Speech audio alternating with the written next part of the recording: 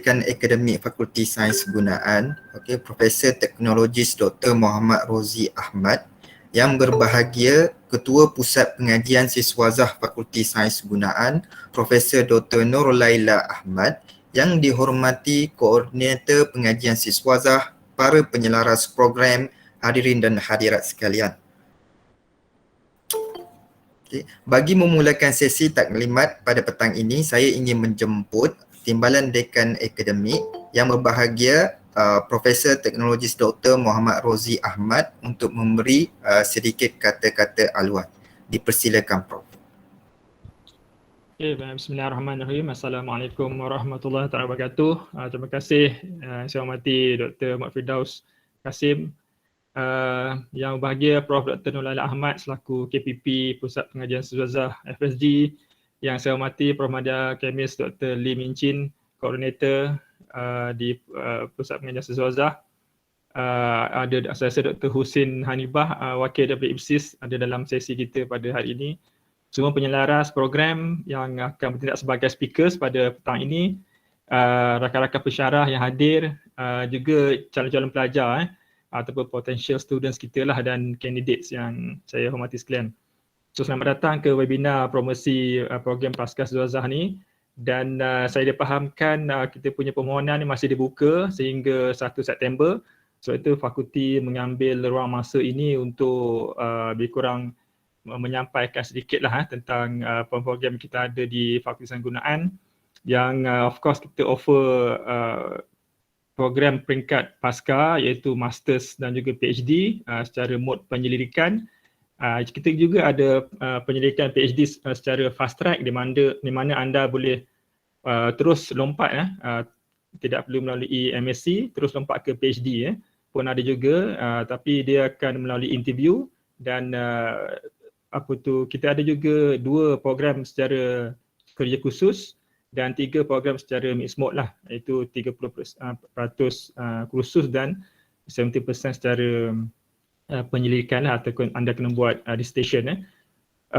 Cuma persoalannya Dr. Firdaus, mungkin ramai yang bertanya lah, adakah now is a good time to further your studies kan, especially pada kita menghadapi pandemik COVID-19 ni. So sebenarnya jawapannya tak ada right or wrong answers. Sebenarnya it depends on you, calon-calon semua. Mungkin saya rasa ada calon kita yang sedang bekerja, yang telah bekerja. Ada juga calon yang akan menghabiskan bachelor's degree-nya tidak lama lagi. So sebenarnya terpulang pada anda, sama ada anda rasa it is a good time now. For us at the faculty, of course, any time is a good time. Walaupun anda sedang bekerja, telah bekerja sekian lama di industri, for example, so anda nak upgrade anda punya orang kata qualification dan juga knowledge for certain purposes, probably untuk mencerahkan peluang untuk kenaikan pangkat contohnya, ataupun mencerahkan peluang untuk pergi ke industri yang lebih industri lain, for example. Untuk yang akan menghabiskan pengajian, calon-calon yang akan menghabiskan pengajian bachelor's degree tidak lama lagi, probably is good time jika anda masih belum dapat peluang bekerja lah contohnya. So probably nak tunggu lama, probably is a good time to take up postgraduate studies at this point of time. Ataupun anda telah jumpa odd jobs lah, nak kata kerja dalam bidang pun tidak, tapi mungkin odd jobs. So again, it is also a good time to further your studies, because furthering your studies, especially at the postgraduate level ni, is not about getting good jobs. Dulu kita nak buat masters, nak buat PhD is to get good jobs. But now postgraduate studies ni macam satu kemestian lah untuk kita rakyat Malaysia ni. Probably bachelor's degree is not enough. Master's degree is better. Kalau PhD even better lah. But of course it depends largely on your financial ability ataupun your field of vocation ke, ataupun your ability to further your studies at this point of time. So kita akan ambil masa sikit petang ni untuk di mana semua penyelaras saya fahamkan akan menerangkan sedikit tentang program masing-masing. So ambillah peluang ni untuk bertanya soalan dan mendapatkan gambaran sebenar. Pada zaman COVID ni dah 3 semester kita COVID ni, tak ada isu sebenarnya untuk pelajar pasca siswazah kita untuk bekerja di dalam lab mungkin ada kekangan, tapi kita masih benarkan mereka datang dengan kebenaran untuk bekerja di dalam makmal. So kita buat secara orang kata rotation lah. Kamu mungkin tak boleh datang hari-hari, mungkin datang macam seminggu dan 3 kali. So that is good enough sebenarnya untuk buat research. Kalau ikut perkembangan fakulti sanggunaan, dia peringkat pasca Zazah, kita adalah fakulti yang mempunyai paling ramai pelajar pasca Zazah di dalam mod penyelidikan. Okay, so kita adalah contributor yang paling besar lah untuk research di UiTM ini in terms of the number of publications, the number of PhD graduated, juga the number of masters graduated dalam mod penyelidikan lah. So kalau macam for example tahun 2020 kan, walaupun kita dalam pandemik COVID ni, kita telah mengadakan lebih kurang 84 YWA sessions. Dalam masa pandemik itu 84 YWA session kita dapat conduct. So that is a very good record lah. And kita dah keluarkan lebih kurang lebih daripada 20 graduan PhD dan lebih daripada 60 graduan masters by research. So that is a good record for the university. Because of course because of the apa orang kata disiplin yang kita ada di fakulti lah, pelbagai disiplin.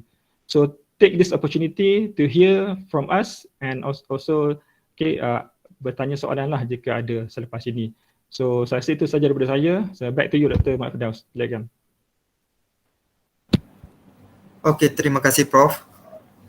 Jadi kita teruskan sesi taklimat kita pada petang ini. So saya ingin menjemput wakil dari IPSIS UiTM iaitu Dr. Husin Hanibah bagi menyampaikan taklimat beliau. Dipersilakan Doktor.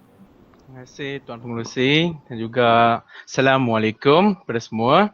Selamat petang dan saya ucapkan terima kasih kepada yang juga kepada Timbalan Dekan Akademi Profesor Dr. Muhammad Rozi Ahmad untuk jemputan untuk sesi taklimat yang ni. So saya berbesar hati dan juga berasa sangat gembira bila Dr. Firdaus jemput saya untuk bagi talk yang untuk session ni kan. Sebenarnya FSG sentiasa dekat dengan hati saya sebab saya pun warga FSG, saya pun bekas pelajar FSG daripada diploma sampai master, saya memang pelajar FSG dan memang dekatlah. Cumanya saya ditempatkan dekat UiTM Dengkil. Dan yes, always saya rasa Dr. Firdaus kenal saya dekat UiTM Dengkil sebelum ni. So, dan juga saya akan mulakan untuk sesi promotion untuk FSG dan sebelum tu saya nak minta izin Dr. Firdaus untuk sampaikan session yang ni dalam 2 bahasa. Boleh ya Dr. Firdaus? Okey, boleh. Okay, so saya akan share screen insyaAllah.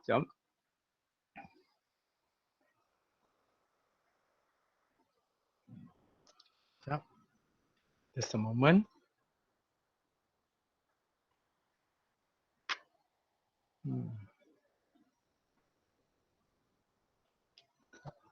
Kejap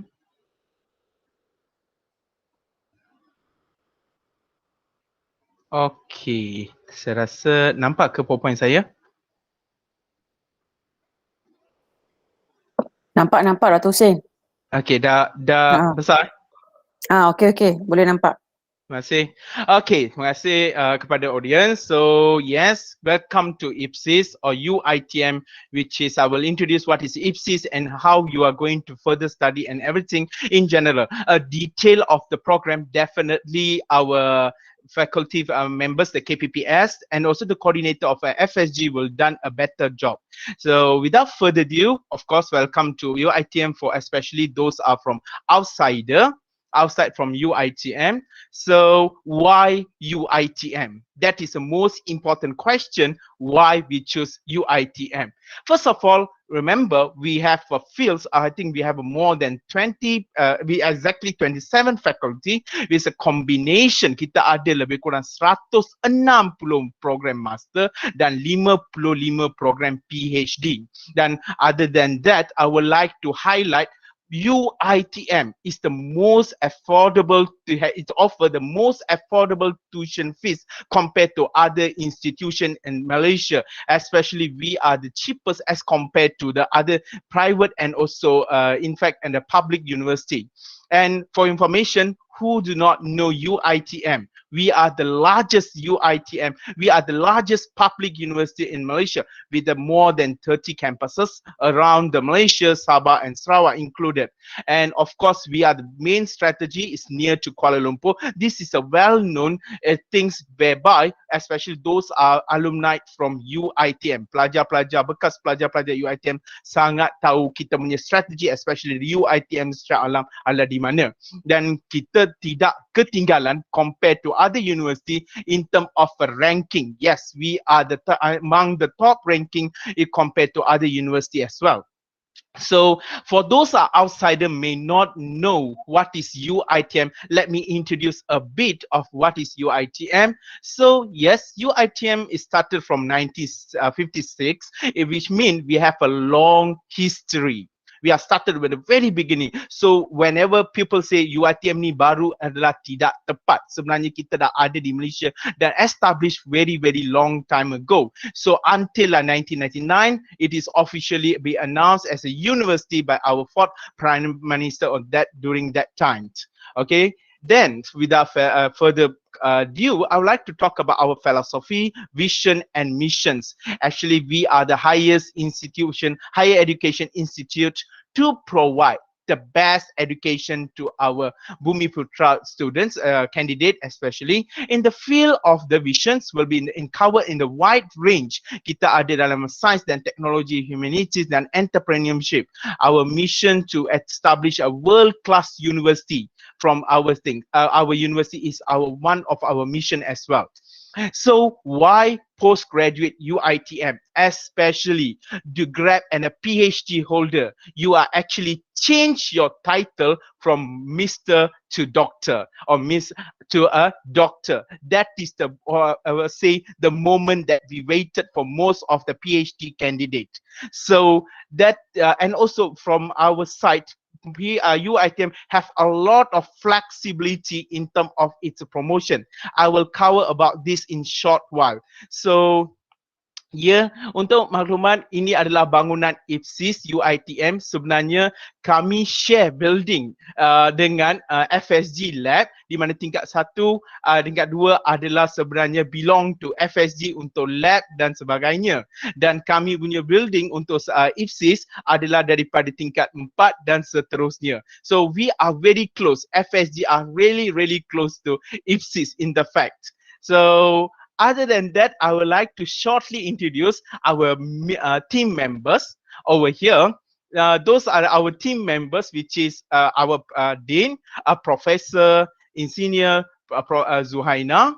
Dr. Zuhaina is our Dean, and beside this is our Deputy Dean, Dr. Farhana, Associate Professor Dr. Farhana, dan juga kita ada Head of Department, kita ada Dr. Aman, Dr. Mazwana, Dr. Faiz, and also me as a coordinator over there, and we have an admin team as well that support us one another. So we are actually not really a big team, but we are a small team, but we are doing the work to fulfill the requirements. So as I told you in the very beginning, yes, UITM are not lag behind compared to other institutions. We are among the top in the 4 in university. This is among the latest. This is been reported in higher education times, higher educations, and so we are among the top 50 globally, and also our program are established and recognized by worldwide. So I didn't think so why we cannot proceed with UITM and go for other university, because we are among the best. And this is the ranking. I can proceed one by one, but that is not the aims of today, because we no need a promotion, because we are among the best. So, and without further ado, more and more ranking, I would like to tell you. So, cakap, pilihan untuk masuk FSG UITM adalah satu pilihan yang paling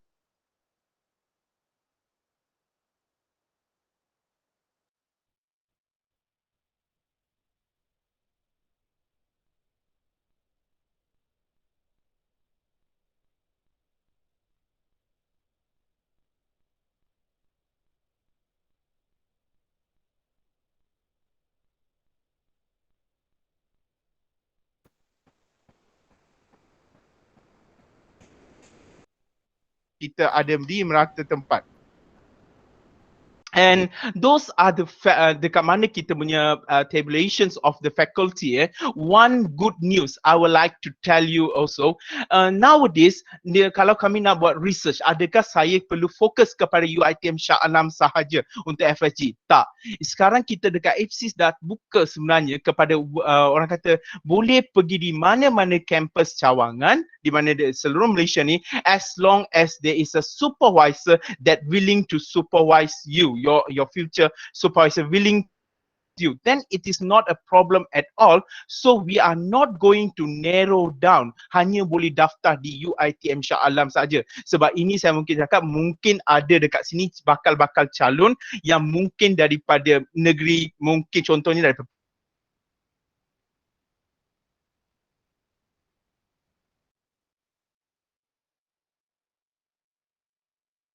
dengan calon tersebut. Dan again, our promotions is more about our ranking. As I told you, this is a bit latest ranking that I would like to share with you. This is 2021, and our current student, we are huge in number. Trust me, we are really huge in number in terms of our student, alumni, staff, and also academic programs.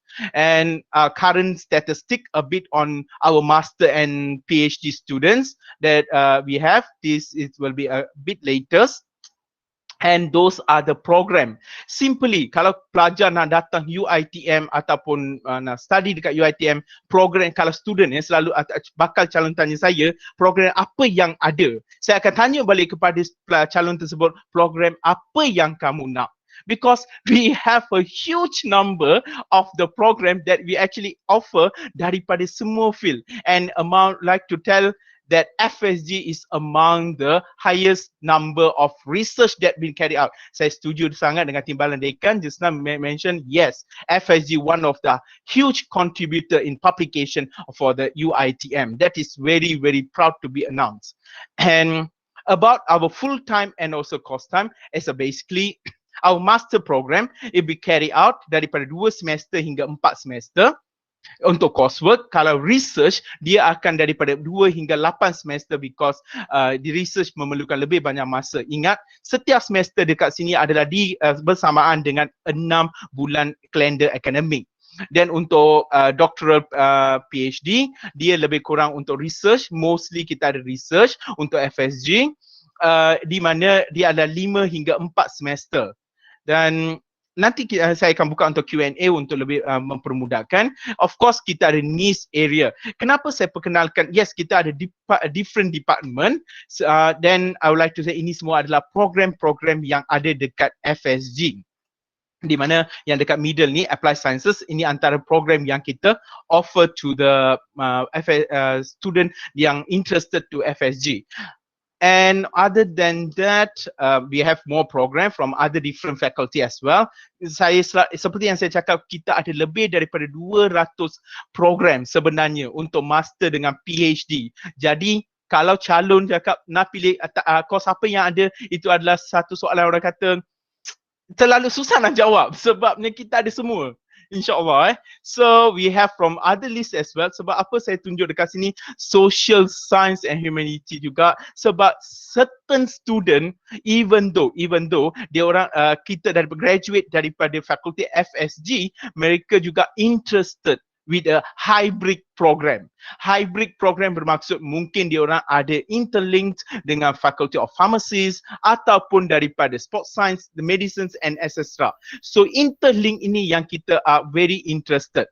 So maybe dia orang mungkin juga ada juga pelajar-pelajar Faculty Applied Sciences ni, mungkin dia orang nak tukar bidang, mungkin nak masuk kepada business management pun kami open juga, MBA especially, dia orang interested.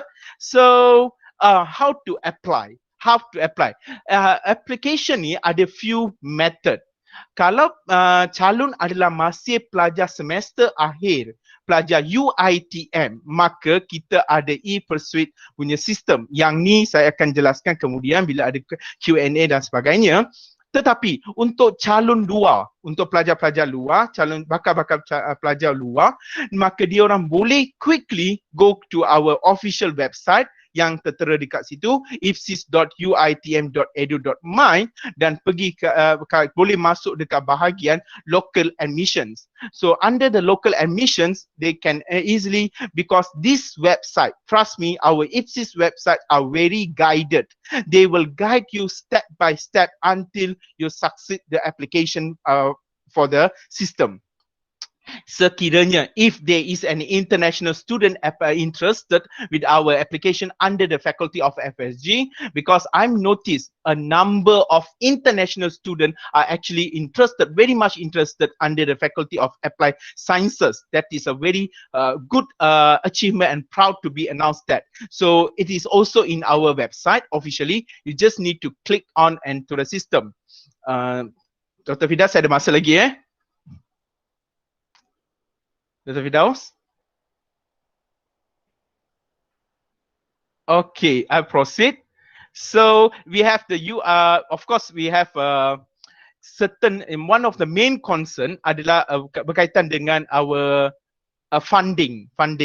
How much that actually we assistance that we can provide. Yes, UITM or IPSIS, we do provide certain minimum help in funding as well. Seperti UPTA, a teaching assistance, ni perlu di-apply based on the semester base kepada fakulti untuk approval. Saya tak cakap ini adalah a beasiswa. This is not a scholarship, but nevertheless, this somehow might help your funding through all your study, especially those are waiting for scholarship or maybe doesn't have any financial help. Okay. On top of that, ada juga concern pelajar-pelajar mungkin mereka tak dapat nak bayar yuran, especially those are self-funded. Mungkin mereka tanya, boleh tak yuran tu kami pecahkan kepada beberapa bahagian? Boleh. Memang UITM, IPSIS benarkan. Di mana pecahan yuran tersebut boleh yuran tersebut boleh dibayar mengikut beberapa bahagian sepanjang semester seperti cadangan. Contohnya, pelajar boleh bayar sedikit pada awal, pertengahan dan akhir pada semester tersebut. Ini adalah sistem ini adalah dijalankan untuk menolong pelajar especially yang mempunyai masalah untuk bayaran yuran dan sebagainya. Dan what else we can help our future postgraduate student? Of course, we are very much interested di mana kita ada conference ataupun journal support fund. Katakan especially FSG. Saya rasa FSG antara yang paling aktif in presentation and journal, and that is tidak dapat dinafikan. Di mana mungkin bakal calon ataupun calon sendiri perlukan sedikit pertolongan daripada IPSIS in term of conference. Ya, betul. In conference setiap pelajar boleh dapat RM1,000 kalau local presentations, and also international presentation we do offer 1,500. Dan juga untuk PhD program kita boleh offer 1,500 to our future student dengan syarat tidak menerima sebarang scholarship daripada mana-mana pihak. Maka yes, kita do give, ini adalah tujuan kita bagi sedikit, bukan beasiswa, sedikit bantuan untuk menolong dan more motivate our future student to study with our UITM. That's the main aim of it. On top of that, kalau those pelajar, bakal-bakal pelajar di mana UITM ada a very good scholarship opportunity, kita panggil endowment scholarship. Ini adalah satu scholarship di mana kita fully sponsor A to Z our very established, outstanding student. Kita ada, this one will be normally open on coming September intake. Jadi bakal-bakal pelajar yang nak masuk untuk belajar ni, ambil peluang ini sebab boleh mohon, permohonan endowment ni akan dibuka secara rasminya September, insyaAllah dalam bulan September nanti, dan grab the opportunity. At least we try and get it. Macam tahun lepas, kita offer a 10 scholarship, and from through all the Malaysia endowment a fully sponsor. That is a very big amount of a scholarship we do IPSIS provided and UITM provided. And of course, bakal pelajar ataupun pelajar FSG, Kita ada certain compulsory attendance di mana a compulsory seminar which is you need to attend as a 3-day seminar instead of a research skill seminar. Saya rasa ini sangat penting especially daripada bakal-bakal pelajar daripada Fakulti Sains Gunaan Applied Sciences. They need to go to know the research skills and also they need to have our entrepreneurial Tier Square punya scholarship, seminar which is 5-day program. Yang ni once you have registered, then you will get the information more detailed. Of course, the PhD publication untuk pelajar-pelajar, bakal pelajar masters, dia orang UiTM punya requirements di mana dia perlukan at least satu publication in index publications, and untuk bakal pelajar PhD dia memerlukan at least 2 publication di mana at least sekurang-kurangnya satu being published in the one has listed over here, Scopus, ERA and etc. So kepada our outstanding pelajar, bakal pelajar, how can we help you even though you didn't get if you have established a very good orang kata research during your project ataupun your master and PhD, so you actually can get an APC award, anugerah penyelidik cemerlang. Yang ni anugerah ini it just come with an anugerah. Of course this is come with a reward. What is those are the reward? Kalau seorang calon tu memenuhi syarat-syarat yang tertera seperti yang ni, you are eligible, you are qualified to apply this APC award. And antaranya yang I would like to highlight, of course, untuk AKCTC award, you get a cash of 8,500 ringgit. Untuk ASCTC iaitu Anugerah Sarjana Cemerlang Tunku Chancellor, 7,000 ringgit, and also anugerah untuk buku inovasi dapat 1,500, as long as you, kalau kita calon tu memenuhi syarat seperti yang ditunjukkan, maka adalah pelajar adalah qualified untuk mohon dan kita akan go through a panel of interview session. So seperti yang Timbalan Dekan Prof Rosie telah mention, we are among the highest publication cited compared to other faculty FSG. So this is a research paper and institution amount of paper and citation been reported among 2020. So we have a lot of international body been recognized. Among the ones we have plenty of MOU and MOA worldwide. I would like to say we have among the way. So that's why among FSG saya percaya banyak collaboration international yang FSG ada yang mungkin kita boleh buat a collaboration with the other negara state country for better exchange program and everything. This will be FSG overview. So those are the international partner we have. I don't want to go in detail because if I go in detail, I might take like maybe an hour to talk about it. So our achievement and MOU, I just summarize. And yes, this is the research units in UiTM that we have. And kita ada research group interest. Antara research group institute, kita ada different research group interest. Antara untuk under FSG, Fakulti Sains Gunaan, saya tidak terlepas pandang juga kita ada IOS, Institute of Science, yang one of the outstanding institute dekat FSG.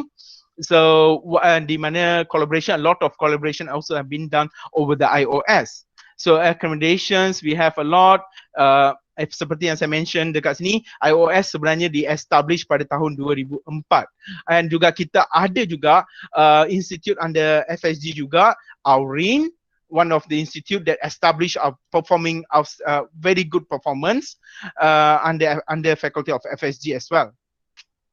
So why you are waiting for late? Listen now. This is your golden opportunity. This is what I have told you in the first place. And of course, I open for a Q&A for further question and answer. So that's about a short introduction. Saya harap saya tak mengambil terlalu banyak masa sebenarnya. Yep. Okay, terima kasih Dr. Hussein. Yep. Okay, kalau saya tengok kat situ ada orang kat tangan tadi, Tantari. Oh, sorry. Nama dia. Tantari Bing. Dekat Tantari Bing, ada soalan boleh suarakan sekarang. Ya, tadi saya tak nampak screen Dr. Firdaus, sebab tu saya go with the flow je. Tak apa. Okay. So Tantari of Bing, course, Q&A.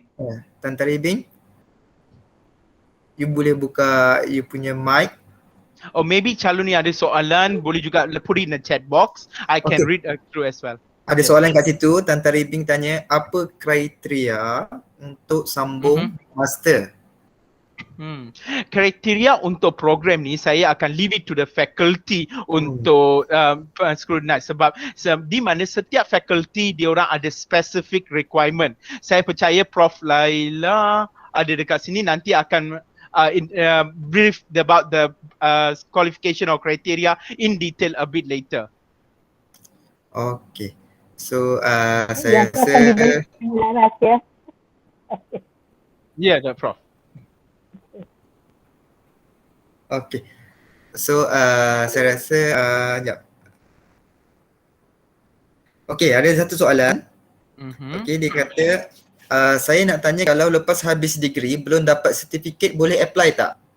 Okay, sekiranya calon adalah pelajar UiTM, then tidak menjadi sebarang masalah di situ, di mana IPSIS boleh tengok daripada sistem UiTM sendiri. So dengan syarat kalau pelajar tersebut nak mohon, especially untuk final semester, ini yang saya cakap tadi, e-pursuit, maka kalau dapat offer, boleh mohon untuk ni tanpa sebarang masalah, tanpa halangan. Boleh mohon. Okey, terima kasih Dr. Hussein. So untuk Tantari Bing, ada certain CGPA. So berkenaan dengan CGPA, saya minta Tantari Bing dengar taklimat daripada penyelaras program, sebab dia ada maklumat berkaitan dengan CGPA untuk program pasca siswazah FSG lah. Betul. So saya rasa itu saja untuk Q&A bagi IPSIS. So terima kasih Dr. Hussein. Okey. So untuk Q&A kita akan buka lagi selepas ini. So mungkin boleh tanya lagi berkenaan dengan IPSIS selepas ini. So kita pergi dulu mengenai taklimat program pasca siswazah FSG. So sekali lagi saya ingin InsyaAllah. Okay. Saya ingin mengucapkan terima kasih Dr. Hussein. So sekejap ya, saya akan present sekarang.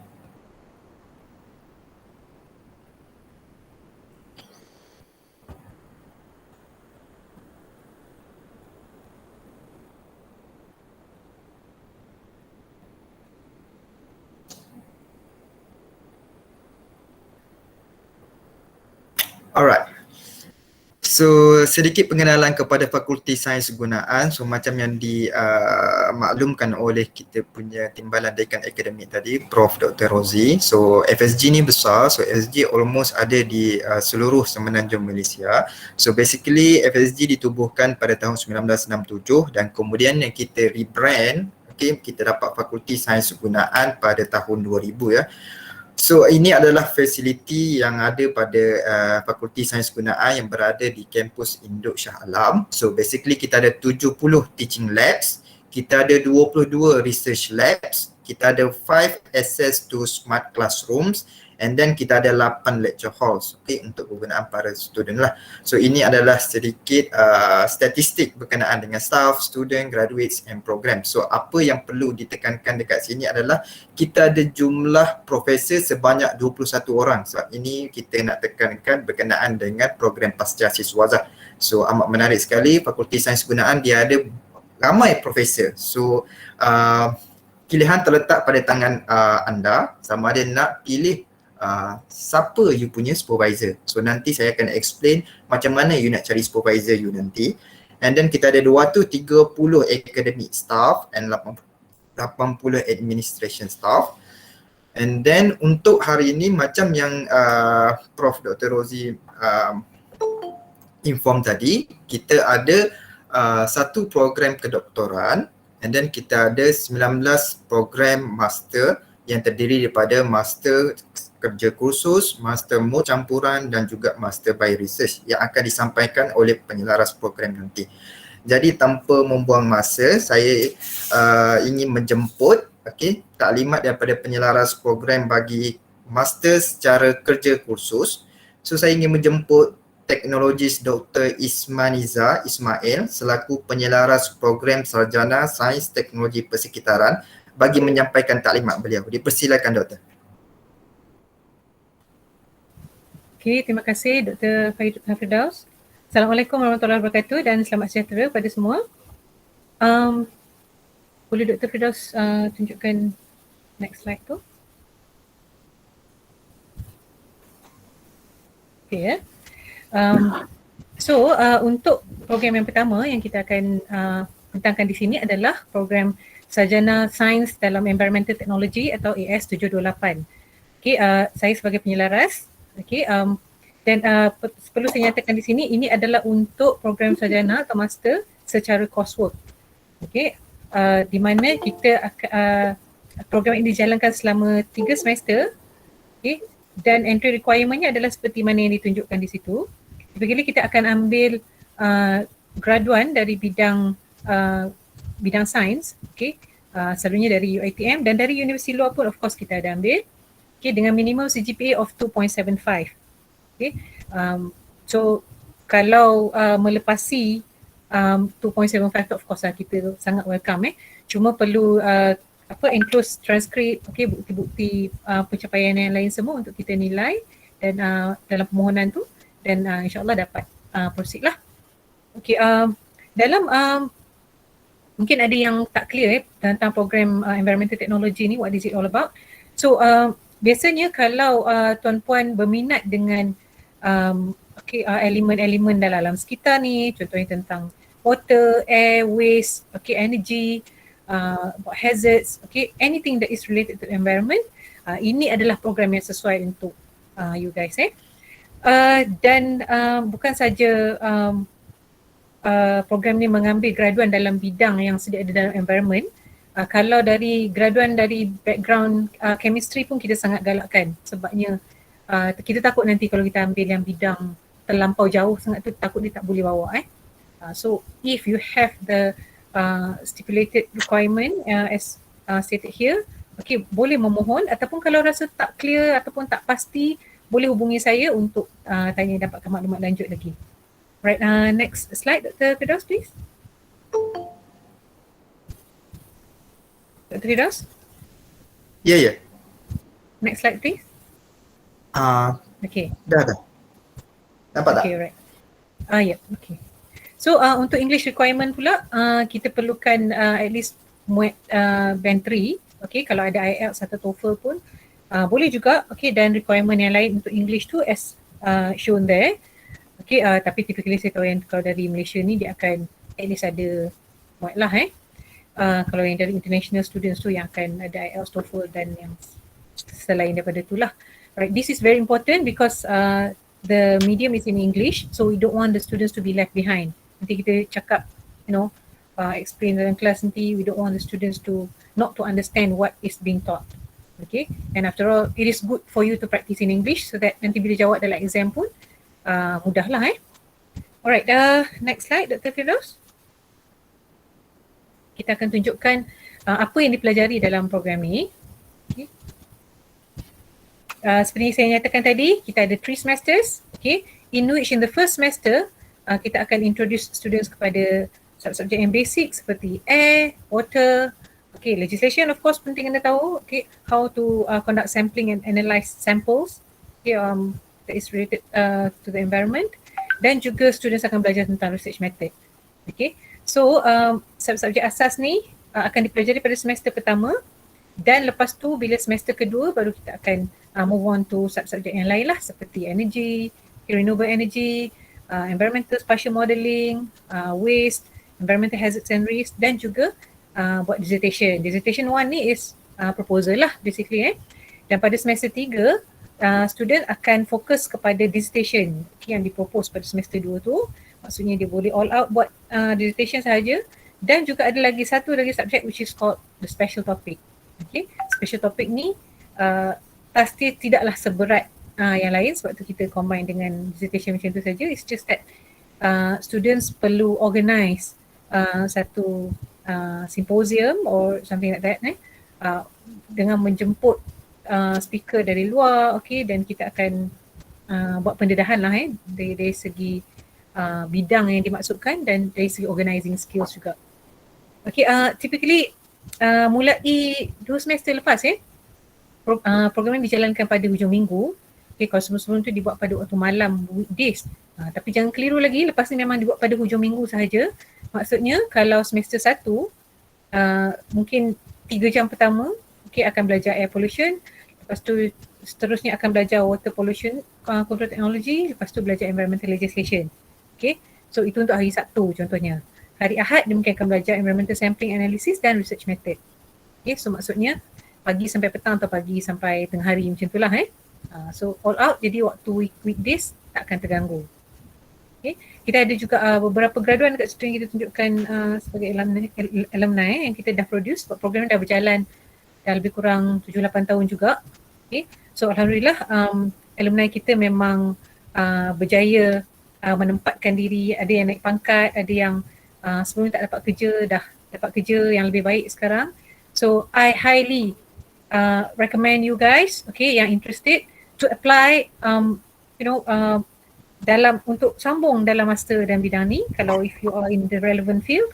Sebab apa? Sebab sekarang ni degree holder dah ramai sangat. Okay, and how do you stand out of the crowd? Okay, that is by having something extra to offer lah. Zaman sekarang ni susah nak dapat kerja kan, so why not you just sekarang ni kelas banyak dibuat secara online kalau selagi kita tak dibenarkan masuk ke campus. So in no time you will just complete everything.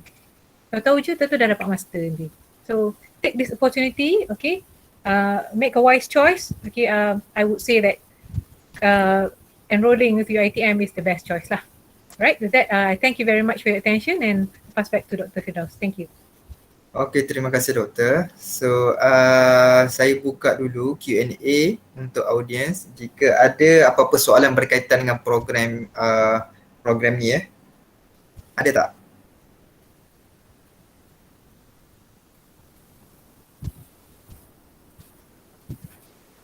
Okay, so tak apa, saya tengok tak ada lagi. Tak apa, mungkin boleh tanya di akhir program ni. Ya, boleh. Atau boleh hubungi saya juga melalui email. Okay, so terima kasih Dr. Ismaniza. Okay, terima kasih. So seterusnya saya ingin menjemput Dr. Siti Suhara Ramli selaku penyelaras program Sarjana Sains dan Teknologi Makanan bagi menyampaikan taklimat beliau. Jadi persilakan doktor. Terima kasih Dr. Firdaus. Assalamualaikum dan selamat petang untuk semua. First of all, terima kasih sebab sudi meluangkan masa untuk mendengar taklimat pada hari ini. Okay, saya sebenarnya ingin berkongsi berkenaan dengan one of the program yang kita tawarkan dekat FSG, iaitu Master of Science in Food Science and Technology. So saya nak mengaku this is among yang popular jugalah dekat FSG. So yang saya akan share hari ini adalah AS746 by coursework. Program ini bila kita sebut dia by coursework, it is actually 30% thesis and 70% coursework. Meaning that you akan ada a few subject then you still have to do your dissertation. Okay, program ini mula ditawarkan kalau tak salah saya lah daripada 2014 ya. Prof. Nur Laila mungkin boleh betulkan kalau benda ni tak tepat. Dan setakat ni kita dah ada ramailah graduates kita dan mereka semua kebanyakannya memang bekerja. Okey, program ini ditawarkan setakat ini memang ditawarkan di kampus induk sahaja iaitu Shah Alam, dan ianya duration of study dia adalah 3 semester. 3 semester meaning that the first 2 semester you have to complete your coursework, dan semester yang paling last tu selalunya kita akan student akan membuat dissertation. Okay, dia secara full time. Okay, walaupun dia full time tapi kita memang buat kelas hanya on the weekends sebab kita nak cuba cater untuk calon-calon ataupun pelajar kita yang memang bekerja. So it should be no problem kalau you sebenarnya sekarang dah employed tapi you still have this peluang untuk sambung belajar lah. Okay, so okay, apa lagi pasal program? Okay, basically dia require you to complete 34 credits hour, okay, dan ada 2 set of elective. Alright, sebelum tu dia punya entry requirement, if you can see from the slide that Dr. Firdaus share, kita terima candidate with those with 2.75 dekat dia punya bachelor degree, sama ada calon tu daripada UiTM atau universiti lain kita terima. And then kalau kata the candidate CGPA dia bawah daripada 2.75, macam contohnya 2.5, kita masih consider dengan syarat, dengan additional syarat, calon perlulah mempunyai working experience at least for 2 years in the related field. Okay, when I say the related field here, it is for example macam microbiology ke, if you are from applied chemistry ke, food biotechnology, food bioprocess, food engineering, or any food quality management, yeah. So any related field boleh cuba untuk mohon untuk program ini. Okay. So teaching methodology for this program seperti kebanyakan course yang lain, kita buat secara lectures, kita ada laboratory practical, and of course we have the assignment and a case study. And last kali you mesti completekan you punya mini dissertation. Okay, next slide, Dr. Firdaus.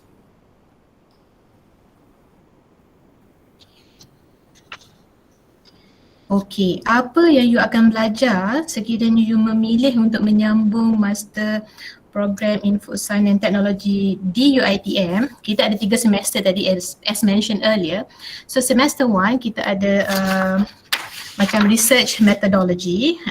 Ini the student we normally we be teach about methods and ethics on how you can actually carry out your scientific research. So kita akan ajar student macam mana nak buat experiment, more on experimental design and what component that you involve in research proposal writing. Okay, so after that kita ajar food commodity. Food commodity ni lebih kepada more on theoretical and practical aspect for food production and processing. And we have also advanced food analysis. Okay, when we say food analysis, selalunya kita akan introduce pelajar untuk different methods of sampling, sample, preparation, extraction and purification for the experiment lah. Okay, lepas tu kita ada elective. So di sini pelajar boleh pilih lah. Selalunya kita akan categorizekan elective 1 atau elective 2, di mana elective 1 selalu kita akan cater atau tailorkan student daripada semester 1 untuk pilih, dan elective 2 kita akan khaskan untuk pelajar daripada semester 2.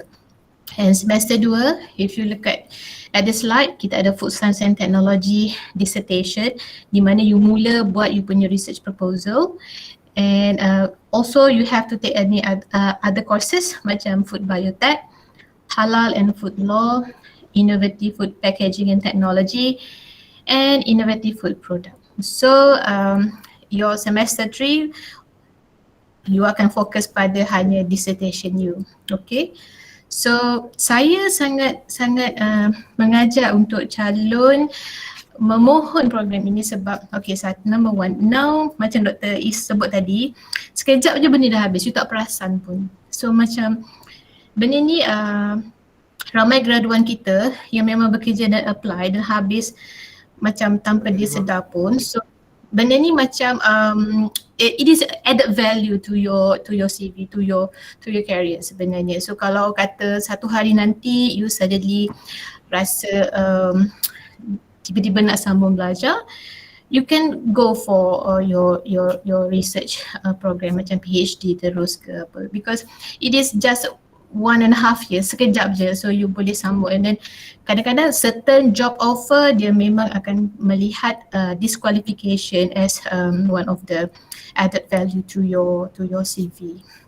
So and then another thing is food is benda yang kita makan hari-hari, so I think it would be good untuk explore and have the additional training for something that we eat every day. So kalau ada question, saya rasa boleh tanya. Okay, Razila,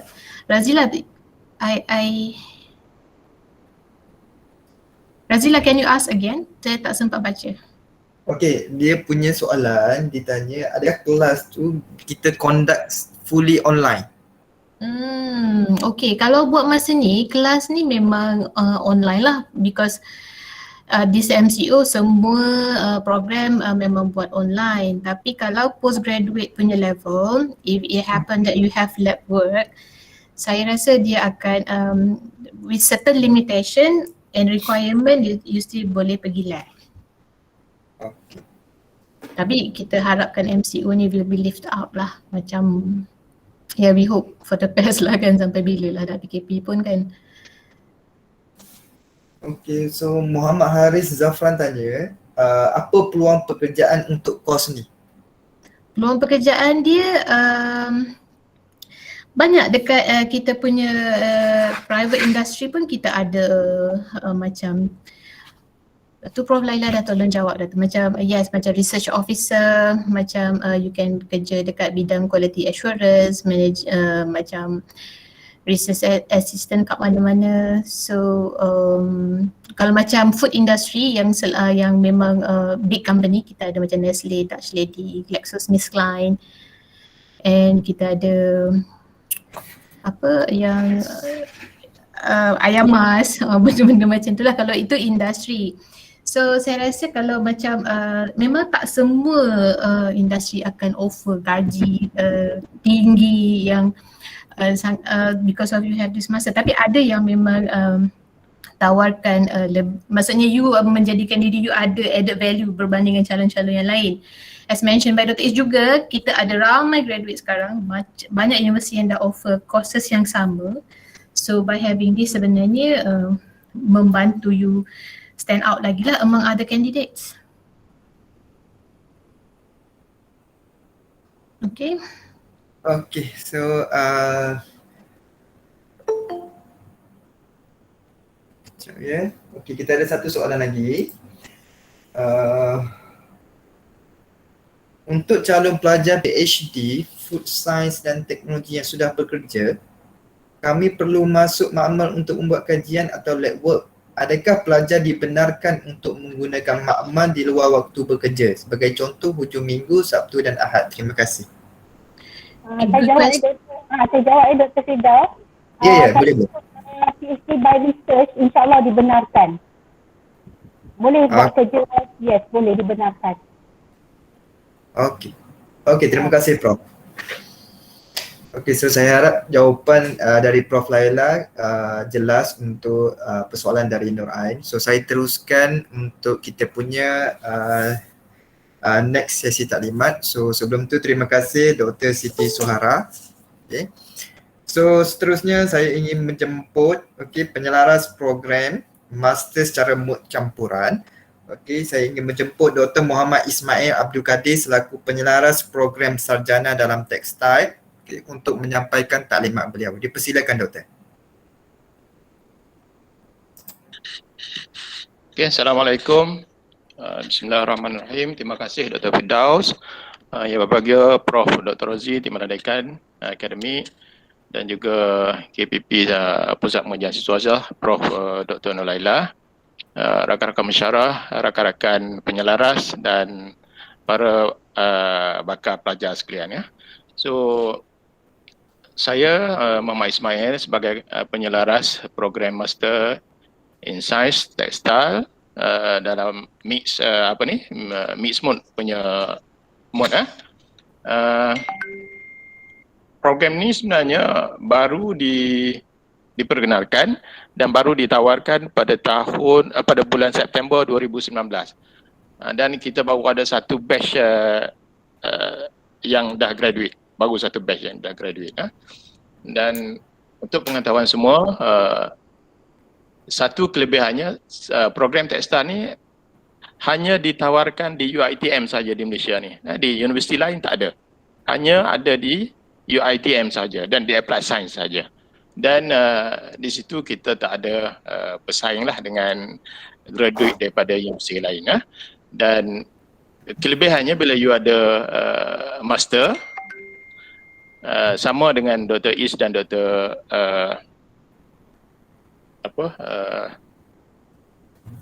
Dr. Is cakap tadi, kita ada added value. Kita boleh tonjolkan kebolehan kita, dan insyaAllah dengan adanya added value kita tadi, kita boleh dapat promotion yang bagus untuk dalam bidang pekerjaan, dan ataupun boleh jadi research assistant, ataupun boleh jadi researchers, boleh jadi pensyarah, sebab ya, untuk program TESTA ni kita tak ada graduate daripada universiti lain pun. Yang 100% para pensyarah di program TESTA ni adalah semuanya daripada alumni TESTA UiTM, Applied Science. Okey, untuk Miss Mods ni mengambil masa selama 3 semester kalau full time lah. Kalau part time dia akan jadi 4 semester. Okey. Dan requirement-nya sama dengan coursework tadi. Kita perlukan CGPA at least 2.75, dan sekiranya kurang, maknanya kalau 2.5, between 2.5 to 2.75, ada requirement tambahan yang diperlukan, iaitu 2 tahun bekerja. So dengan pengalaman 2 tahun bekerja tu juga boleh apply program Miss Mods TESTA Science tadi. Okey, dan program ni setakat ni berjalan pada hujung minggu, hari Sabtu dan hari Ahad, dan kebanyakan student yang dah apply ni adalah student yang bekerja lah. Dan bezanya Mixed Mode dengan coursework ni, kalau coursework tadi dia punya coursework 70%, dissertation 30%, Mixed Mode dia punya coursework hanya 30% dan dissertation 70%. Okay, next slide, Dr. Fida.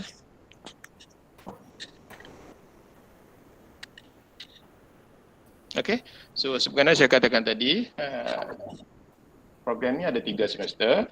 So semester yang pertama ada subjek wajib yang perlu diduduki oleh bakal calon, iaitu quantitative method for textile application. Okay, yang kedua characterization of textile materials, dan kita ada research methodology. Untuk elective pula, pilih salah satu daripada kod yang ditawarkan itu, ya. Sama ada textile materials, advanced coloration and finishing technology, engineer textile, ataupun mechanic of textile materials, dan juga advanced clothing science. So pilih salah satu untuk elective. Itu sahaja courses yang perlu diambil pada semester yang pertama. Pada semester yang kedua, kita ada thesis 1, iaitu proposal lah.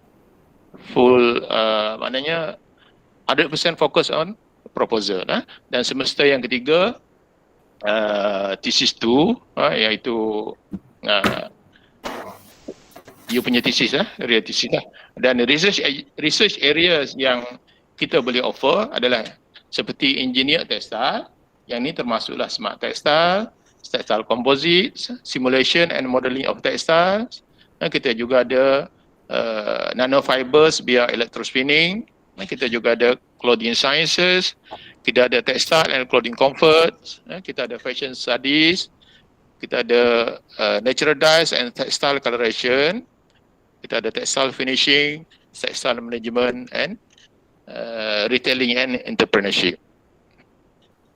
Okay, so setakat ni next slide, Dr. Fida.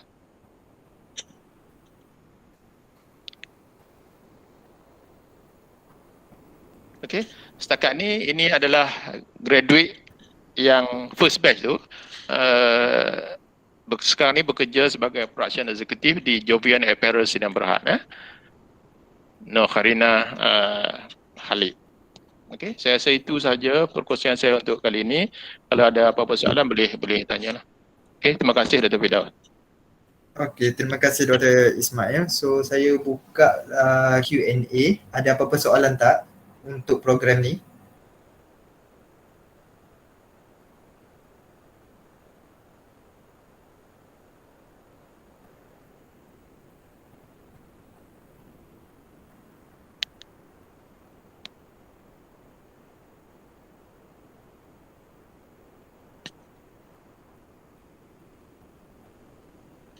tanpa lepas ni pun tak apa Dr. Firdaus. Kita proceed dengan presentation yang lain dulu. Okey? Okey, terima kasih. Tak apa.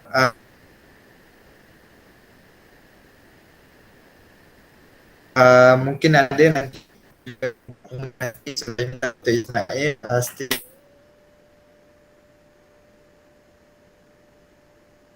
dengan kita punya program kita. Okay. So saya ingin menjemput Dr. Aziah Abdul. Hai. Assalamualaikum warahmatullahi wabarakatuh. Kepada yang berbahagia, Prof. Dr. Rozi selaku Timbalan Dekan, juga kepada yang berbahagia, Prof. Nur Laila selaku Ketua Pusat Pengajian Siswazah, para koordinator dan juga para penyelaras yang lain-lain. So saya selaku penyelaras untuk program MSc Applied Microbiology atau dalam bahasa Melayunya Sarjana Sains Microbiology mula ditubuhkan pada tahun 2018 dan kami agak baru lah ya, dan kami sudah ada satu batch graduan dan yang pertama dan yang kedua insyaAllah batch yang kedua yang akan bergraduat insyaAllah pada penghujung tahun 2021 ini. So seperti mixed mode yang lain, kalau kita tengok entry requirement, okay, sama seperti Masters in Textile tadi, di mana minimum CGPA adalah 2.75.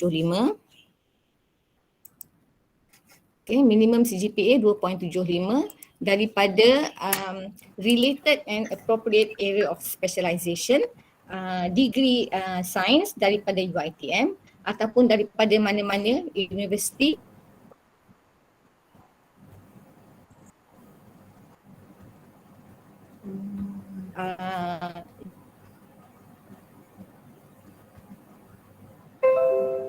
juga dengan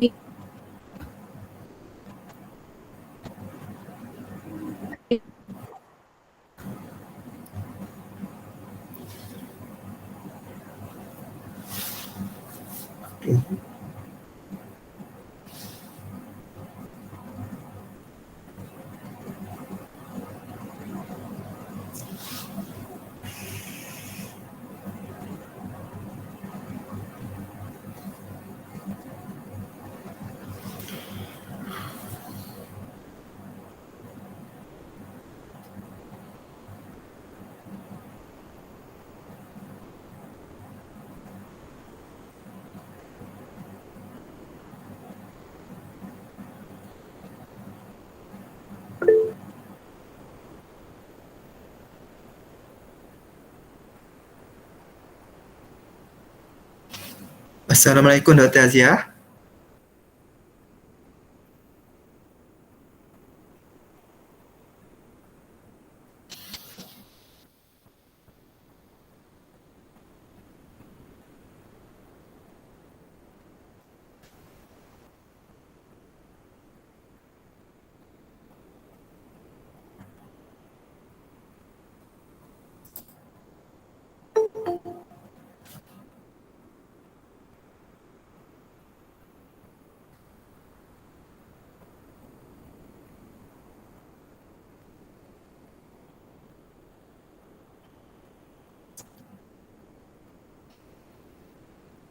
Assalamualaikum Dr. Aziah.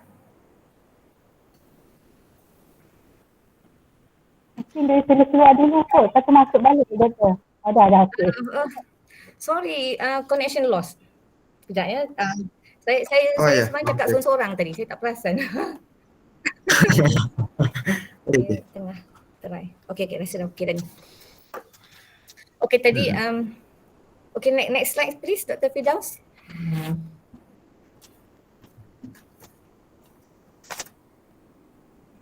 Okay, untuk sarjana sains microbiology, kita ada enam kursus altogether, 4 pada semester pertama dan semester kedua 1 dan semester ketiga 1. 4 yang pertama itu adalah 3 credit hours setiap satu. So ada 12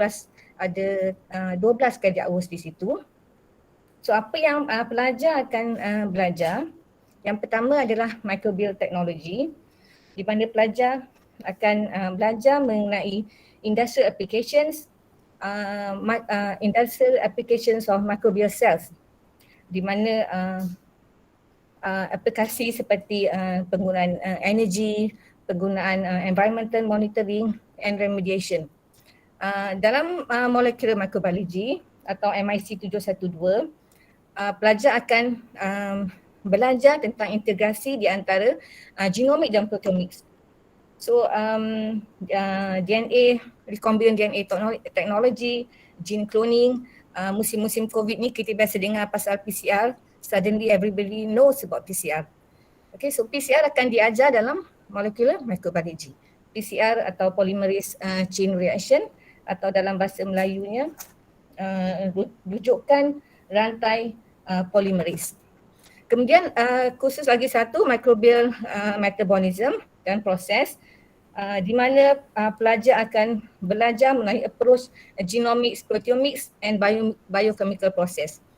Dan kemudian research methodology, di mana pelajar akan belajar mengenai methods dan ethics untuk membuat research. Kemudian kita ada dissertation 1, 14 credit hours, dan seterusnya semester 3, dissertation 2 juga 14 credit hours. Antara career prospek untuk khusus ini adalah menjadi microbiologist atau biotechnologist, product specialist, instrument technology, menjadi research fellow microbiology and biotechnology. And so maybe as a lecturer. So untuk slide yang seterusnya, ini adalah Dr. Firdaus, slide seterusnya. Ini ada alumni kami. So kami baru ada satu saja graduan, satu batch graduan. Slide seterusnya Dr. Firdaus. Okay, yang ini. So kita ada Sabrina, attached to virology unit of IMR. Kita ada Syahira, bekerja di Gain Green Development as a plant tissue culture. Intan Nabiha, a protege intern in PNB Research. Kita juga ada Nurliana, bekerja di lab di Sdn Bhd. So saya juga bersetuju dengan pendapat penyerah sebelum ini, untuk pelajar-pelajar, to do your masters is actually an added value to your degree certificate. So sekarang yang ramai dah ada degree, so apa yang jika kita buat masters, kita ada some added value to what you already have. So saya juga ingin kongsi, kadang-kadang bila berbual dengan pelajar-pelajar yang dah kerja ni, saya juga ingin kongsi apa yang mereka share dengan saya, iaitu mereka berkata within their study, being a master student, semasa mereka keluar bekerja, mereka dapati yang apa yang sertifikat yang mereka dapat itu bukan itu sahaja sebenarnya. Di samping itu mereka banyak belajar soft skills, social skills yang mereka tidak sedar kegunaannya until they actually have graduated and go into industries. So seperti yang pelajar ni kata, saya sekarang kena buat proposal. So saya ingat apa yang doktor ajar, cara nak tulis proposal, cara nak present proposal, dan saya kena buat budget. So bila kita ada pelajar, mungkin kita ajar macam mana nak menulis kalau kita nak minta grant dan so on. So dia cakap saya rasa perkataan-perkataan yang digunakan seperti vote, environment adalah familiar sebab saya pernah nampak perkataan tu dalam application. So at the end of the day yang kita dapat bukanlah hanya degree, tapi it's actually a lot more than that. Yang semua ni akan menjadi added value untuk pelajar-pelajar bila pergi ke bidang pekerjaan kelak. Okay, with that, terima kasih. Ada apa-apa soalan? Terima kasih Doktor. Yeah.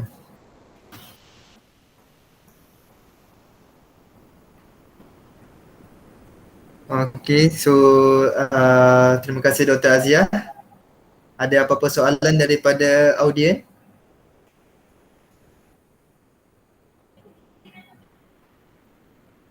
Okay.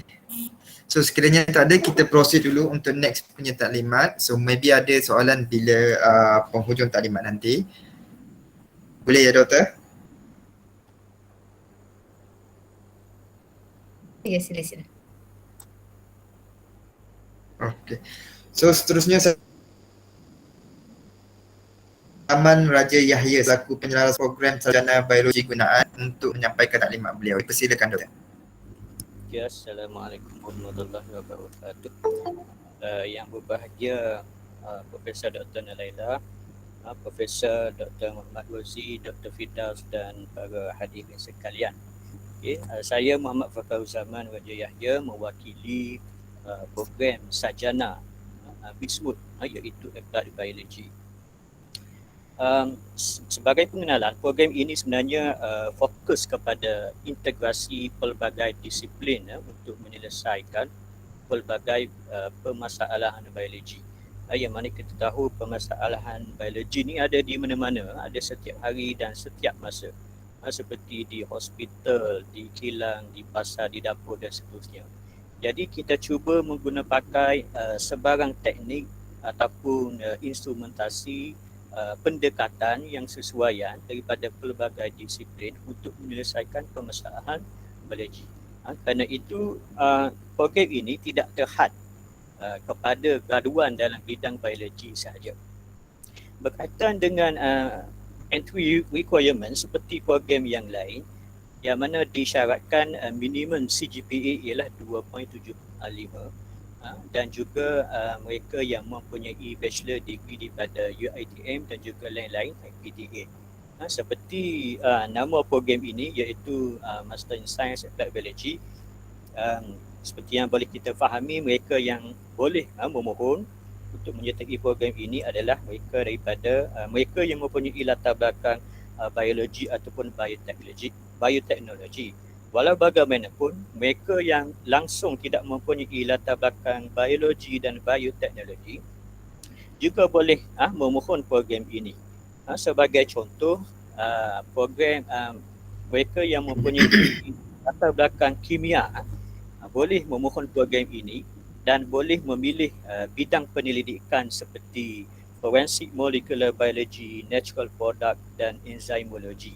Bagi graduan fizik sebagai contohnya, mereka boleh memilih bidang penyelidikan yang ditawarkan oleh program ini seperti bioinformatik ataupun microbiology.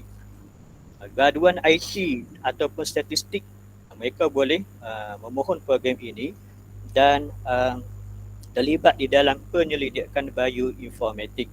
Manakala graduan daripada program geologi sebagai contohnya juga boleh memohon program ini dan boleh terlibat di dalam penyelidikan berkaitan dengan ekologi. Selain daripada mereka yang mempunyai bachelor degree sebagai syarat untuk menyertai program, mereka yang tidak mempunyai bachelor degree tetapi mempunyai kelayakan akademik diploma ditambah dengan pengalaman bekerja dalam bidang yang berkaitan lebih kurang 10 tahun pun boleh menyertai program MSc Applied Biology. Dan kita pada masukan yang lepas kita sudah memperoleh penyertaan daripada calon yang mana beliau tidak mempunyai bachelor degree dalam bidang biologi ataupun lain-lain bidang yang berkaitan, tetapi beliau telah mempunyai pengalaman bekerja di dalam industri lebih 10 tahun. So berbekalkan dengan diploma dan pengalaman yang berkaitan lebih kurang 10 tahun, beliau boleh terus memohon program tersebut. Dan sekarang beliau sedang berada di dalam semester ketiga. Okay. Jadi syarat kemasukan untuk MSc Applied Biology adalah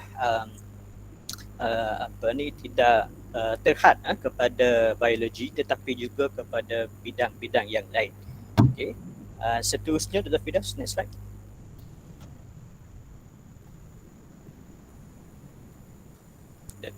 Okay, so slide ini menunjukkan pembahagian khusus yang ditawarkan oleh program ini, mengambil masa 3 semester dan calon perlu memenuhi 40 jam kredit, yang mana semester pertama calon perlu melibatkan diri dalam kursus seperti research methodology, advanced biology instrumentation, sustainable ecosystems dan satu kursus elektif yang kita pinjam daripada program yang lain iaitu food biotechnology, atau boleh memilih kursus yang lain iaitu innovative food products.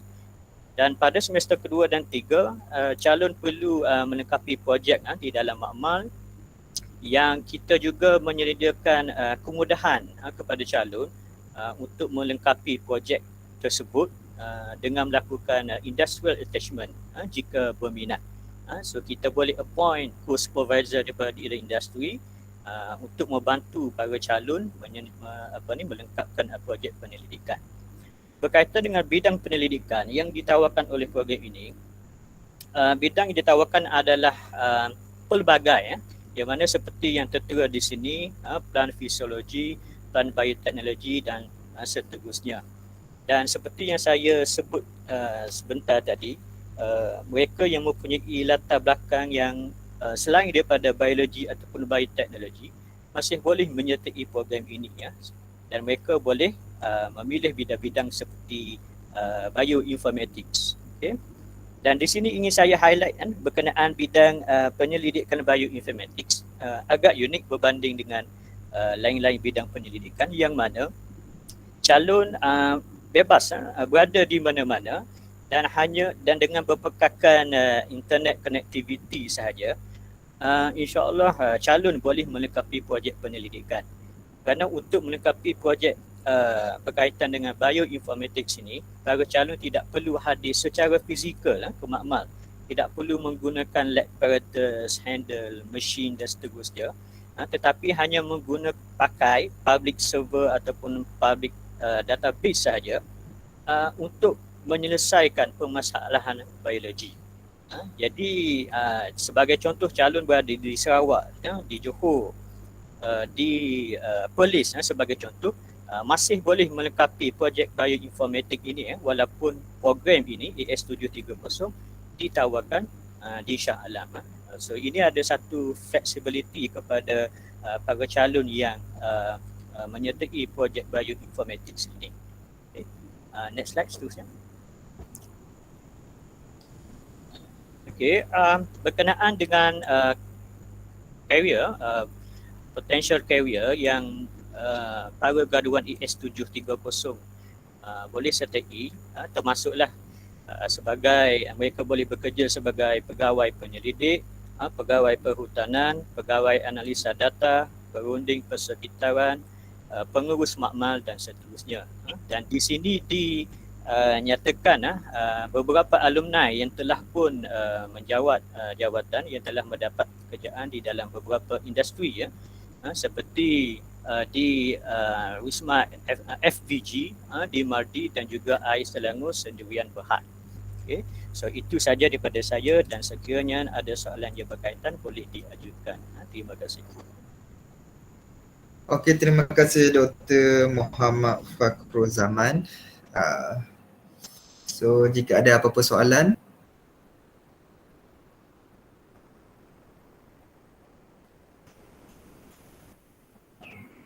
okey, ada soalan dari Tantari Bing. Dia kata bila kena mention segala pengalaman bekerja tu, bekerja dalam industri mana yang dimaksudkan?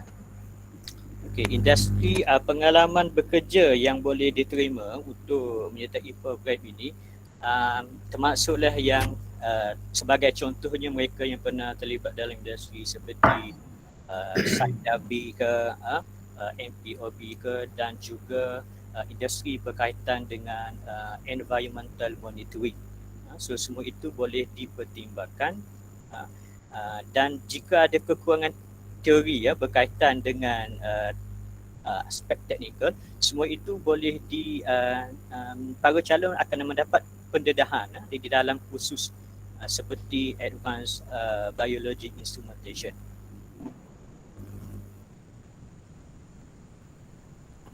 Okey, terima kasih Dr. Fakhrul. So saya rasa kita pergi ke taklimat seterusnya. So saya ingin menjemput Prof. Madya Dr. Lim Ying Ching. selaku koordinator pengajian siswazah FSG Akademik bagi menyampaikan program sarjana dan kedoktoran melalui penyelidikan. Jadi dipersilakan Doktor. Terima kasih Dr. Firdaus.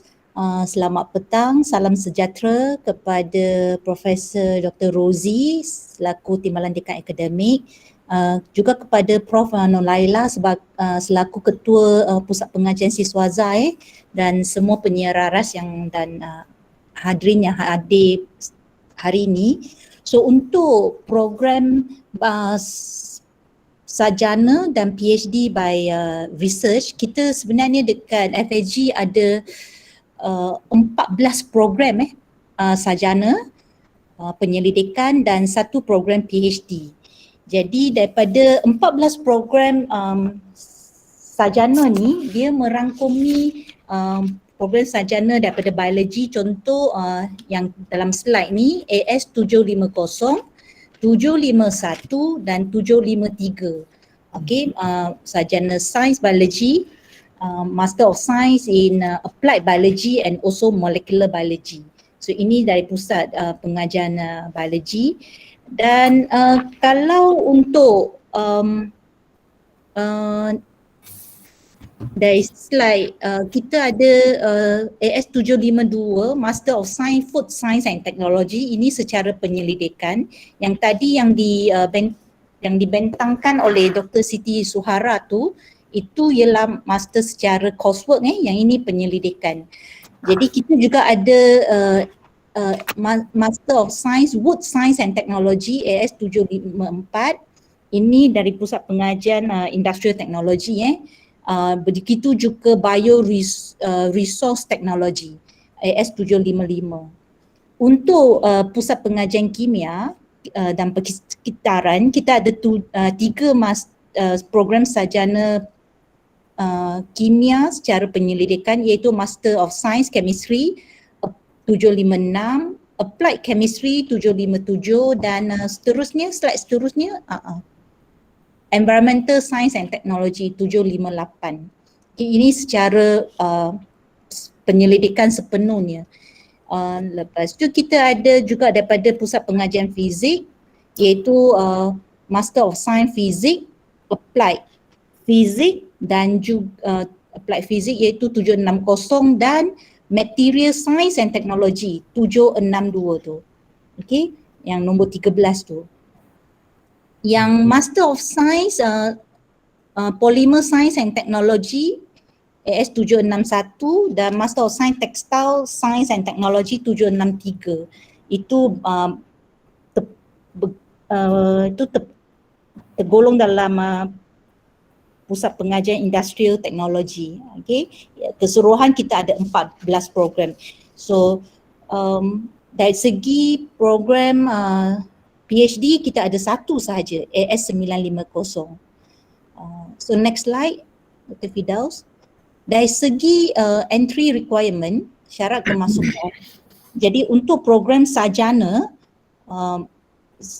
calon kena ada minimum CGPA 2.75 in a field, in a science related field. Maksudnya bidang tu kena bidang sains lah dari UiTM. Kita juga terima dari universiti luar, okay, yang recognized by UiTM Senate. Untuk calon yang tidak memenuhi 2.75, kalau CGPA di antara 2.5 hingga 2.75, kita masih boleh menerima subject to rigorous internal assessment. Ini biasanya kita lihat kepada pengalaman bekerja.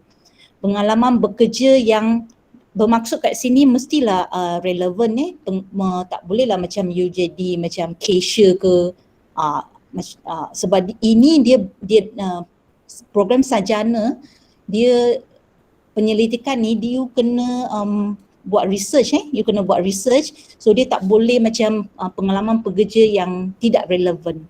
So sekurang-kurangnya kena ada 2 tahun, okay, 1.5 tahun pun boleh, tapi dalam bidang yang yang ada berkenaan lah. Untuk doctorate degree pula, Doctor of Philosophy pula, PhD, you kena Master of Degree. So maksudnya you kena ada kelayakan sarjana. Tapi sekiranya calon mempunyai kelayakan akademik bachelor degree yang sangat cemerlang, calon sebenarnya boleh memohon untuk PhD fast track. Slide seterusnya. Okey, ini adalah PhD fast track, bermaksud calon yang berkelayakan sarjana muda boleh memohon untuk PhD fast track ni dengan syarat kalau dari calon dari UiTM, you kena ada first class degree. Kalau calon yang dari luar kita terima juga, tapi ada CGPA at least 3.67 daripada TVET tu.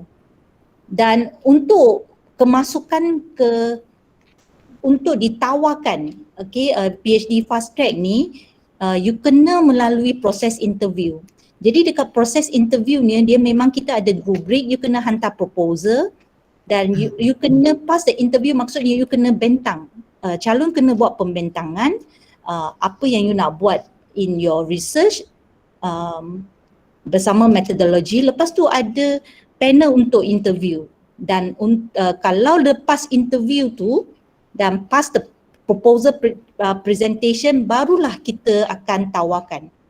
Okay, akan tawarkan.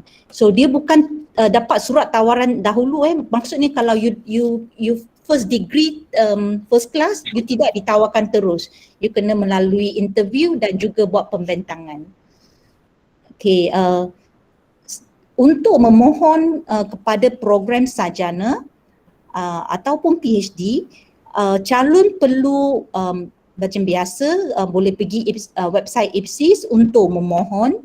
You kena sertakan IC, okay, lepas tu sijil dan juga transkrip. Sijil kalau untuk program sarjana you kena sertakan sijil sarjana muda, kalau untuk PhD sijil sarjana.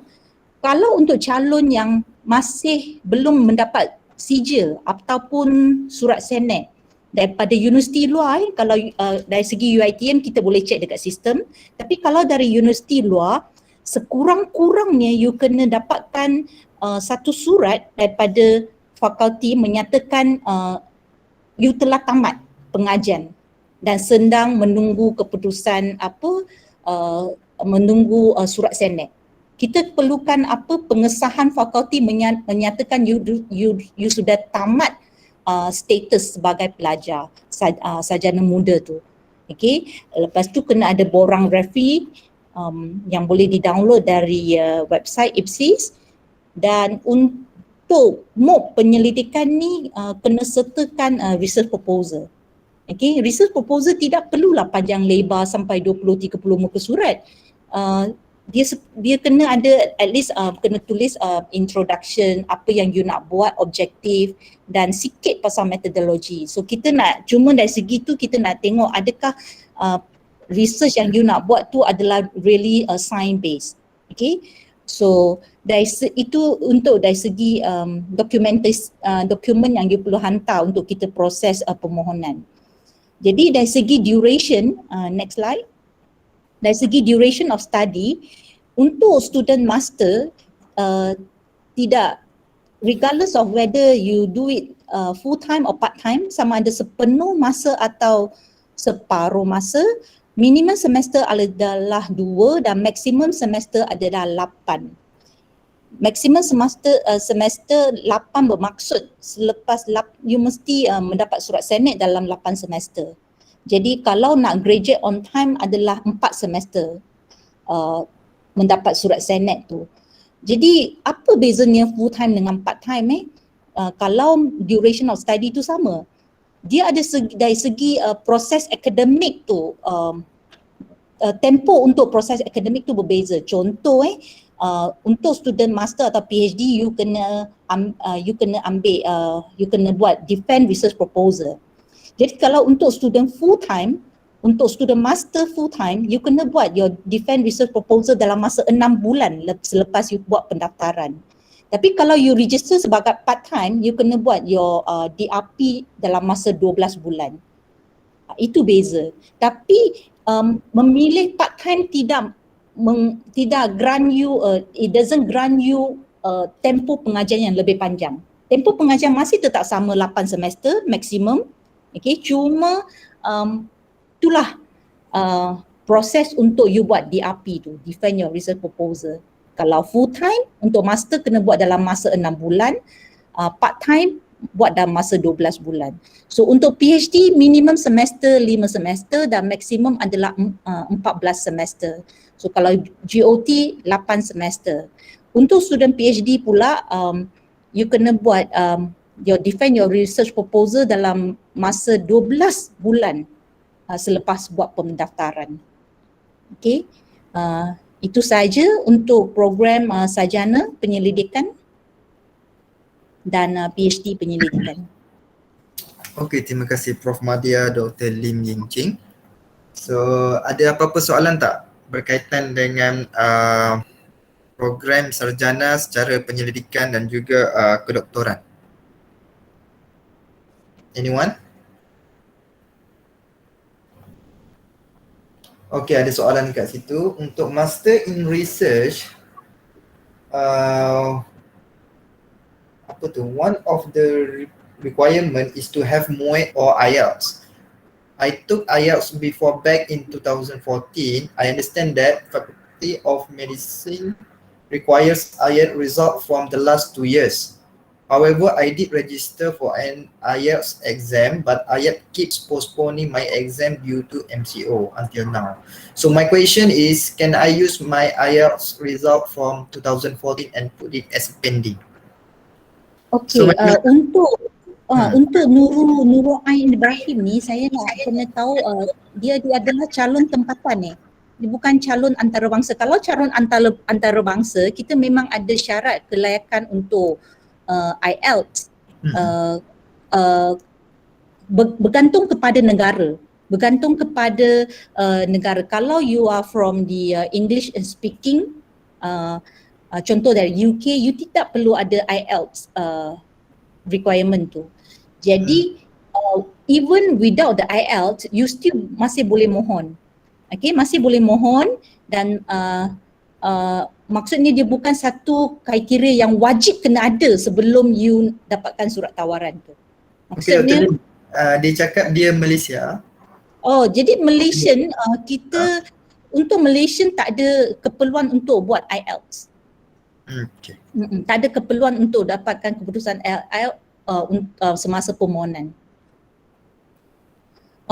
Muid. Muid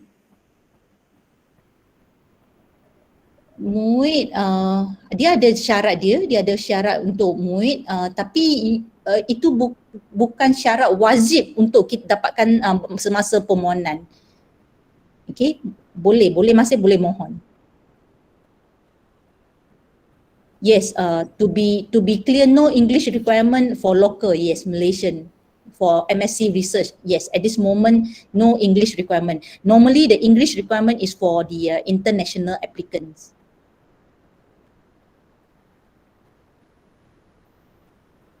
Saya harap ini menjawab soalan Nurul Ain Ibrahim. Okey, terima kasih. Okey. So terima kasih Dr. Lim. So untuk meneruskan sesi tadi ini, saya akan meneruskan dengan kejap, Dr. Firdaus ada satu daripada Imran Hakim tu berkenaan program fast track. Adakah perlu terus buat research proposal selepas memohon?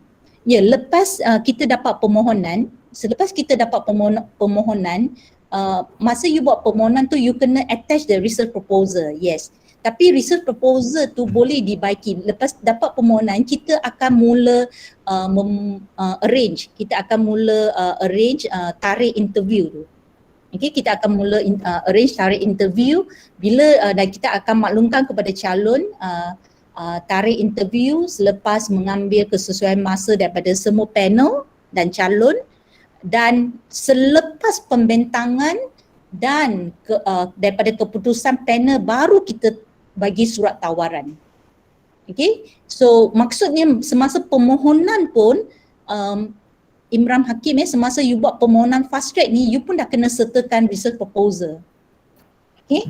PhD sebenarnya untuk permohonan PhD, tak kisah you buat secara fast track ataupun secara bukan fast track yang normal, wajib kena sertakan research proposal. Yes. Saya harap. Okay. Terima kasih. Okay, so terima kasih Dr. Lim dan para audiens. So saya teruskan sesi taliman ni dengan peluang beasiswa ya. So para pelajar dan hadirin yang hadir pada hari ini untuk sambung sarjana ataupun kedoktoran, okay, pihak kerajaan ada menyediakan beasiswa My Brain Science ya. So untuk maklumat lanjut, okay, para pelajar bolehlah melayari website beasiswa My Brain Science and then tengok kelayakan dan macam mana proses permohonan dia. So selain daripada tu, kepada sesiapa yang waktu sarjana muda dia adalah scholar kepada JPA, so untuk apply beasiswa JPA untuk melanjutkan pengajian kepada sarjana dan kedoktoran, syaratnya adalah masa sarjana muda dia adalah scholar JPA, and then of course dia punya kelayakannya mesti first class ya, first class degree juga. So boleh try kepada sesiapa scholar JPA untuk apply scholarship JPA untuk sarjana dan kedoktoran. Okey, sekejap. Okey. Dan kita juga ada para pelajar juga boleh mohon bantuan zakat ya untuk berkaitan dengan sambung belajar sarjana dan juga kedoktoran. So anda layak untuk mohon zakat. So di sini saya sertakan apa research yang ditawarkan di Fakulti Sains Gunaan. So kalau boleh pelajar tengok dekat sini, kita ada banyak lah ya. Kita ada textile, functional foods, green polymer. So pelajar-pelajar boleh tengok dan bidang mana yang diminat. Okay, so basically apa yang terjadi adalah pada para pelajar adalah difficulties to find supervisor.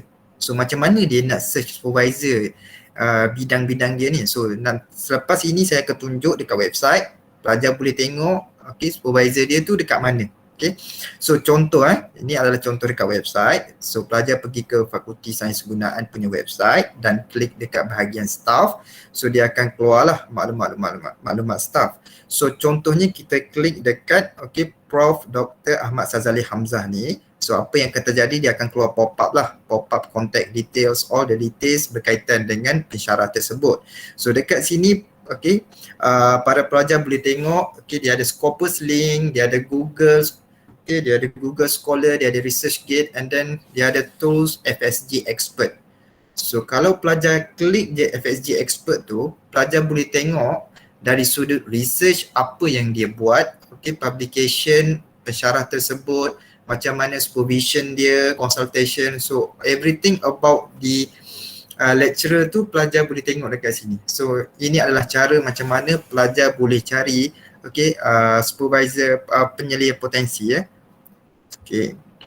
So next saya pergi kepada FSG juga ada buat beberapa MOU dan MOA dengan universiti tempatan dan juga universiti antarabangsa, contoh Imperial College, and then kita juga ada buat MOU dan MOA dengan pihak industri, contoh kita ada Malaysian Textile Apparel Center, kita juga ada Continental dan banyak lagi ya. Ini adalah salah sedikit mengenai MOU dan MOA untuk Fakulti Sains Gunaan.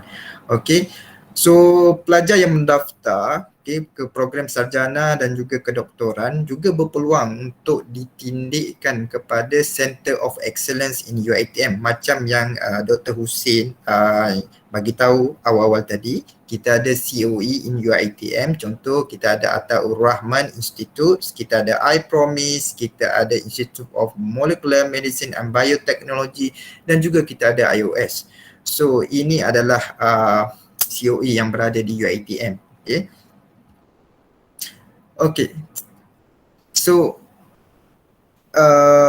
berkaitan dengan Fakulti Sains Gunaan, kita ada banyak instrumen yang advance dan high technology instrumen. So instrumen ni penting untuk pengajian ke bahagian sarjana dan juga kedoktoran. Another aspek yang penting adalah access to instrumen sebab you all nak buat research. So FSG menyediakan banyak instrumen, kira kata cukup lah instrumen-instrumen high end. Okay, so ini adalah amat penting bagi pelajar. So make sure you take note pasal instrumen apa yang bakal you gunakan dalam you punya research nanti. Okay, so FSG ada menyediakan instrumen-instrumen tersebut. Okay, ini adalah list instrumen. So pelajar boleh tengok dekat website. Nanti saya akan tunjuk macam mana nak cari list instrumen dekat Fakulti Sains Kegunaan. Macam saya katakan, list instrumen ni penting untuk bahagian penyelidikan.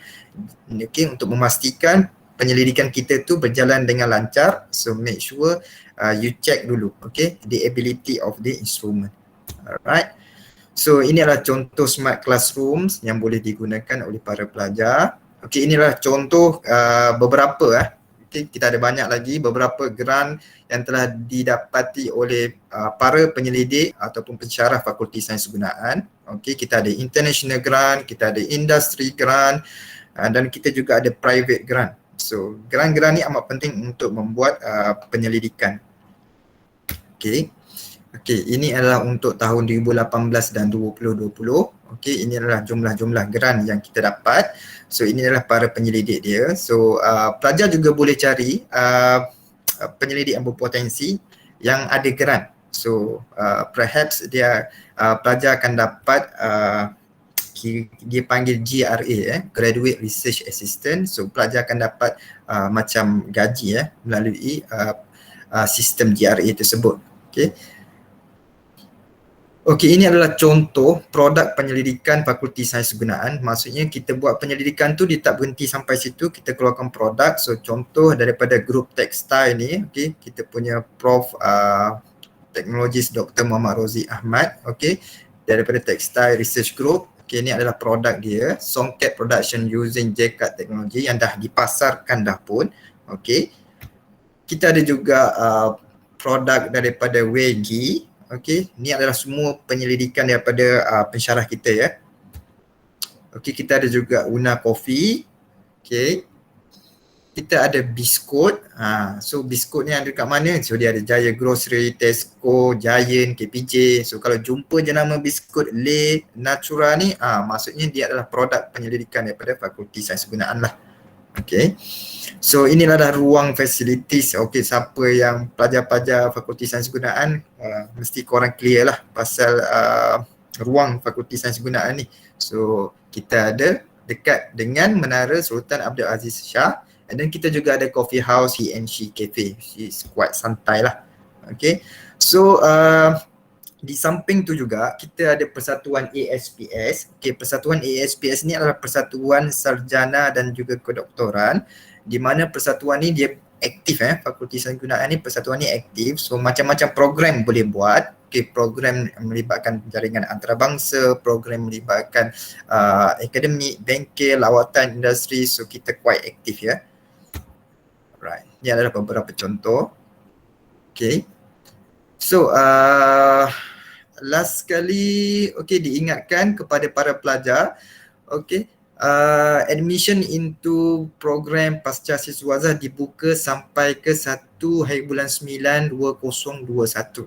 So macam mana nak apply? You pergi je ke website IPSIS ataupun you just klik je link yang pihak Sekretariat Pos dekat checkbox tu. So you boleh go directly to this website. So you boleh tengok macam mana cara memproses dia tu. Okay.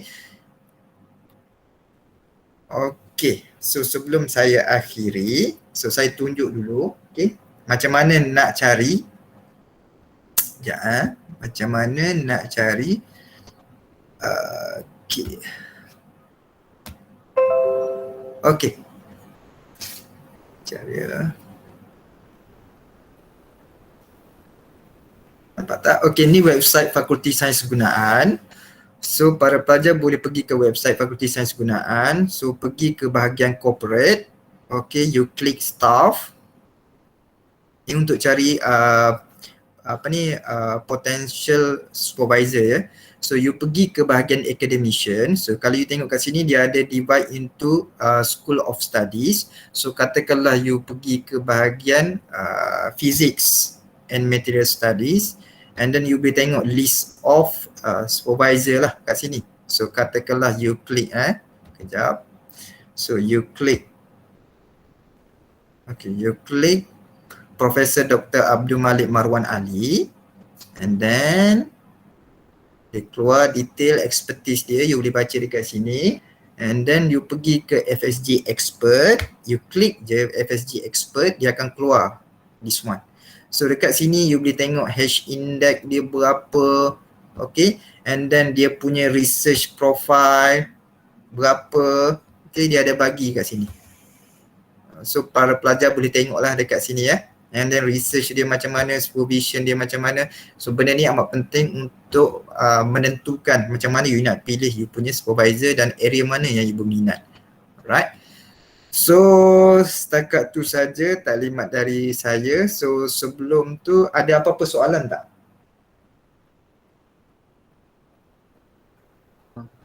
Mungkin saya tambah sedikit ya Dr. Firdaus. Ya, silakan. Okey, untuk promotion untuk hari ini seperti yang sedia maklum, kita daripada pihak IPSIS dan juga FSG, Shah Alam ada offer free pin kepada calon-calon yang berminat untuk ambil peluang untuk mohon master ataupun PhD program. Bolehlah bagi maklumat kepada Dr. Firdaus untuk dapatkan free pin untuk application. Maksudnya kita waive lah yang $50 tersebut. So that's the main thing lah. Kena add on sedikit. Okay, terima kasih Dr. Hussein. Dr. Firdaus, saya nak jawab soalan daripada Nurul Ain tu. Dia tanya, is there any courses that MSc research candidate can take during the program? For example, data analytic course. Untuk program by research sarjana ataupun PhD, kita tak ada kursus wajib yang perlu diambil. Tapi bahagian IPSIS, untuk dari segi IPSIS tu, diorang sentiasa ada macam-macam webinar, talk, dan juga sebelum pelajar ambil boleh membuat DRP. Kalau Dr. Hussein boleh tambah, sebelum membuat DRP dia kena attend course dekat IPSIS ya? Betul. Ada certain courses yang especially untuk pelajar-pelajar untuk research mode, kami memang ada courses yang ditawarkan mengikut bidang, contohnya research skill dan sebagainya. And also of course on top of that kita ada macam analytical skill yang seperti ni dalam webinar series yang kami selalu update dari masa ke semasa dekat our website IPSIS dan juga social media IPSIS. Memang ada information tersebut, Doktor. Okey, Nurul Ain, saya harap Dr. Hussein menjawab soalan you tapi kalau katakan nak khusus wajib memang tidak ada dari segi khusus wajib yang perlu diambil di fakulti tak ada tapi ada khusus di IPSIS yang perlu diambil sebelum buat DRP. Kalau kita ada satu soalan lagi Doktor. Untuk student sarjana kena buat IPSIS. Kalau untuk student PhD dia kena ambil lagi tier tu yang anthropology. Ya, untuk entrepreneurship-nya. Ya, betul. Dia ada. Okey. Sekejap, saya baca soalan dia. Okey, daripada Afifah Nasir. Hai, Assalamualaikum. Untuk permohonan coursework, requirement MUIT diperlukan. Okey, soalan ni berkaitan dengan coursework. Requirement MUIT diperlukan, tetapi MUIT saya telah tamat pada Januari 2021. Adakah saya masih boleh mohon? Okey, saya minta penyelaras program kerja khusus Dr. Ismaniza dan juga Dr. Siti Su boleh jawab ya berkaitan dengan program coursework ini berkaitan dengan MUIT.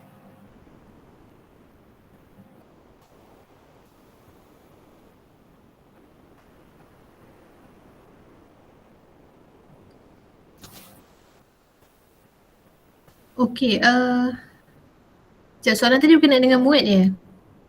Ya, MUIT. Okey. Kalau saya jika MUIT-nya telah tamat, adakah dia masih boleh memohon? Saya kalau ikut sefahaman saya kena ambil baru. Tapi saya tak sure offhand lah benda ni. Boleh saya tambah sikit ke daripada pihak Saya tambah sikit Okey, sebenarnya macam ni, MUET ni untuk pelajar yang nak mohon masuk orang kata untuk master atau PhD, MUET adalah tidak perlu sebab as long as pelajar tu adalah graduate daripada local university, katakan pelajar tu bukan calon international, then itu tidak menjadi satu masalah. Dan juga dekat IPSIS kami tak ada praktis sebab saya agak sedikit keliru macam mana calon tersebut boleh cakap MUET tamat, sebab kami cuma tengok ada MUET ataupun tak ada MUET, itu sahaja. Kami tak adanya satu perkataan mengatakan oh MUET dah tamat. No, in fact ada pelajar calon international yang mohon dengan IELTS yang 10 tahun lepas punya result pun kami still terima sebab syarat yang diletak di situ adalah ada ataupun tak ada, itu je. Saya rasa dapat. Okey, terima kasih Dr. Hussein dan Dr. Siti Suhara. So saya harap itu jelas untuk soalan Afifah Nasir. So seterusnya kita ada soalan, jika pilihan kerjaya untuk menjadi pensyarah, ada spesifikasi ke mode master yang perlu diambil ke? Okey, jawapannya tak ada lah. So up to you lah. Tapi basically route pensyarah ni kalau you dapat kita panggil matching to university requirement, lagi senang lah you nak masuk. Okay, tu jawapan daripada saya lah. Mungkin ada yang nak top up daripada penyelaras program ke, Dr. Hussein ke, nak cerita sedikit berkenaan dengan soalan ni. Mungkin saya just add on je, kalau kita tengok mood ni kan, research ataupun kita panggil nak jadi pensyarah, normally dia adalah qualification umum kalau kita letak adalah dah ada qualification PhD dan juga berkaitan dengan bidang research. Kalau kita memenuhi yang dua benda tu dan universiti tersebut, universiti yang kita nak mohon jadi pensyarah tu, kalau dia orang kata accept the student, then it shouldn't be a problem untuk menjadi pensyarah. Of course, dia punya flow untuk jadi pensyarah ni ada cara lain, di mana PhD atau master ni adalah salah satu syarat untuk memenuhi untuk menjadi pensyarah. Yang ni boleh rujuk kepada bahagian untuk kerjaya dan untuk lebih detail dan sebagainya. Okey. Macam ada soalan untuk pendaftaran. Okey, untuk pendaftaran bolehkah saya menggunakan transkrip sementara jika belum bergraduasi? Saya telah menghabiskan degree saya pada bulan Mac tetapi tidak mempunyai sijil ijazah memandangkan belum bergraduasi.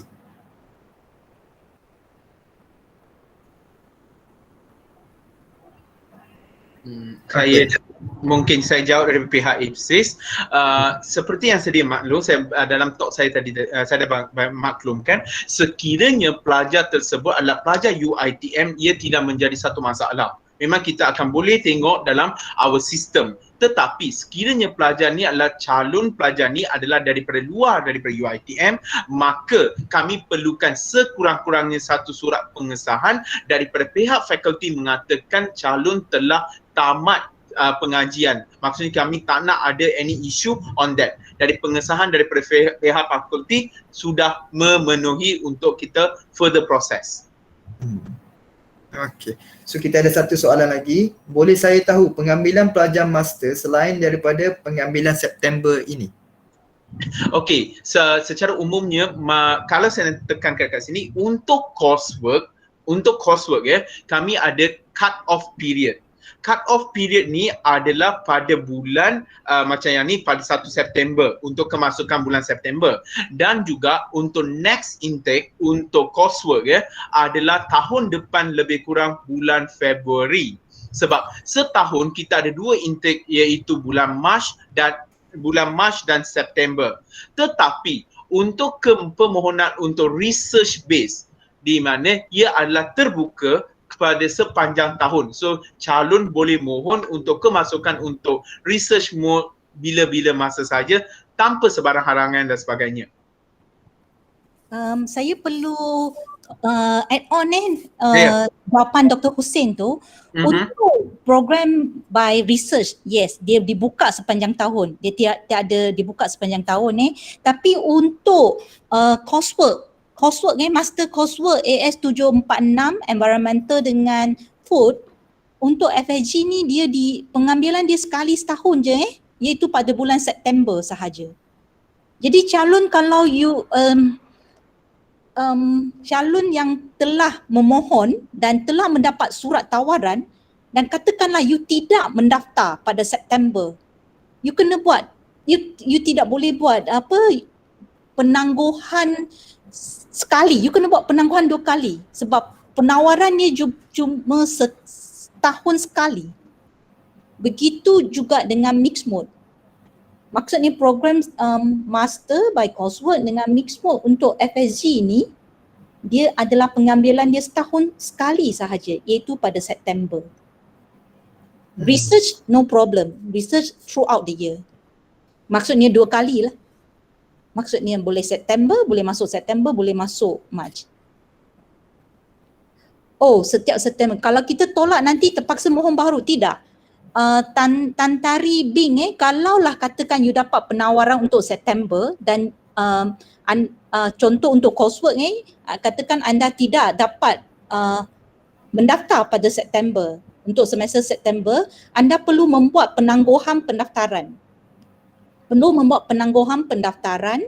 Tapi memandangkan you buat penangguhan pendaftaran, you terpaksa register pada Mac 2022, di mana Mac 2022 ni kita tak ada pengambilan untuk coursework. Maksudnya you kena tangguh lagi sekali pada Mac 2022 dan you register pada pada September 2022.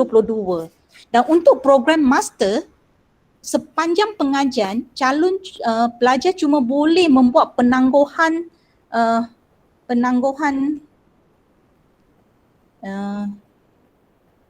pengajian. Penangguhan pengajian ni cuma boleh buat sekali je kan, Dr. Hussein? Boleh buat sekali je, ya betul. Ya, jadi sebenarnya kita tidak showkan you dah dapat surat tawaran untuk pengambilan yang setahun sekali, you buat penangguhan. Sebenarnya kita tidak showkan. Ya, Tan Taribin, saya harap menjawab soalan. Okay, so saya rasa jelas untuk Tan Taribin.